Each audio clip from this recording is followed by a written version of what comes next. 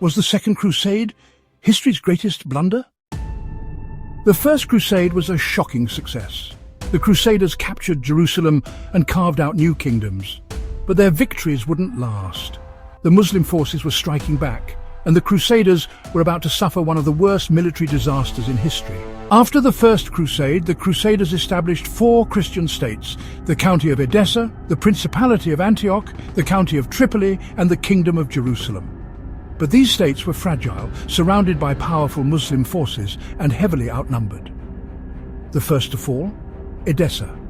In 1144, Zengi, the Muslim ruler of Mosul, launched a surprise attack, obliterating the Crusader stronghold. Panic spread across Europe, because if Edessa could fall, so could Jerusalem. Pope Eugenius III called for a Second Crusade to defend Christendom's foothold in the Holy Land. Some of the biggest names in Europe answered the call.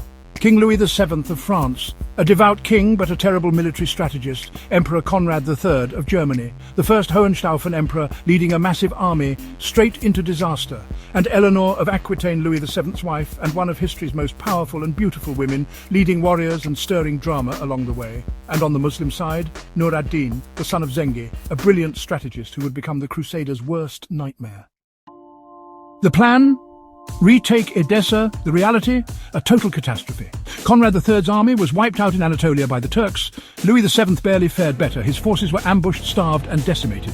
By the time they reached Jerusalem, their armies were a fraction of what they once were. Then came their biggest mistake. Instead of focusing on Edessa, the Crusaders chose to attack Damascus, a city that had actually been friendly toward the Crusaders. Bad move. The siege was a disaster. Poor planning, lack of supplies and divided leadership left the Crusaders exposed. But worst of all, they had underestimated Nur ad-Din.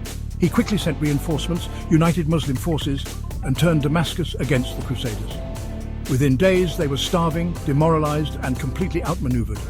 Humiliated, the Crusaders retreated in disgrace. Nur ad-Din emerged stronger than ever. His victory united Muslim factions, strengthened his power, and set the stage for the ultimate downfall of Christian rule in the Holy Land. The Second Crusade was a complete failure. The Crusaders accomplished nothing. Their reputation was shattered, and worse yet, they had paved the way for Saladin. Just decades later, he would rise to power, proving that the Crusaders' greatest enemy wasn't just the sword, it was their own arrogance. That's it, the story of the Second Crusade. What do you think was the biggest mistake of the Second Crusade? Let us know in the comments. Cheerio!